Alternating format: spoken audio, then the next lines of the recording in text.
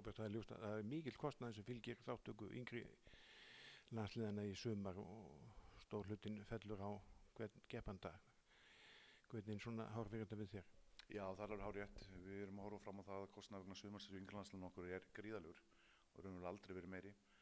Við erum að horfa á kostnað upp á 600.000 hjá yngri landsliðum kvenna, tveimur elstu, og kostnað hjá karlalandsliðunum, það liggur ekki alveg fyrir lokatala en hann hleypur 100.000 einnig. Og það er náttúrulega rosalega alvarlegt og þungt mál bæði fyrir okkur og ekki síst á bara fyrir foreldrar og iðkendur að þurfa að fara að safna fyrir þessu öllu og bara mjög bagalegt fyrir alla sem koma á málinu.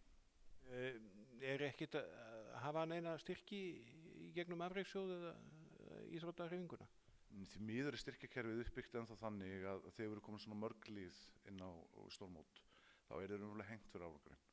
Það kom ekki margföldunar áhrif á fjölda liða, heldur er þetta bara grunnstyrki sem komi inn. Því leggst þetta mjög þungt bæði á okkur og iðkendur og við sjáum til dæmis það að koma kvennalandsliðin okkar inn á stórmót, því fylgir gríðarlegur kostnaður án þess að koma til styrkjana móti, þar sem við erum búin að fylla upp í kvótan í styrkjunum með karlalandsliðinu fyrir.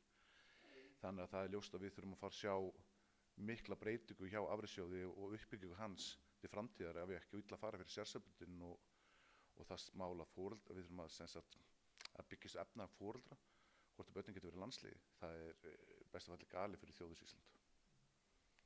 En þetta er fengilegur kostnaður og hann er alltaf að hækka?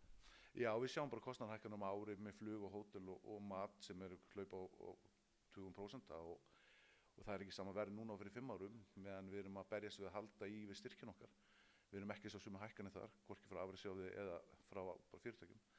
Þannig að reksturinn verður alltaf þyngri og þyngri og það þarf að koma til grundvallar breyting frá stjórnvöldum ef ekki illa fara því að eins og ég sagði áðan, við getum ekki verið með byggt og efnað foreldra hvort að börn geta tekið þátt í landsliðsverkefnum fyrir Íslands hönd og þessu verður að breyta strax.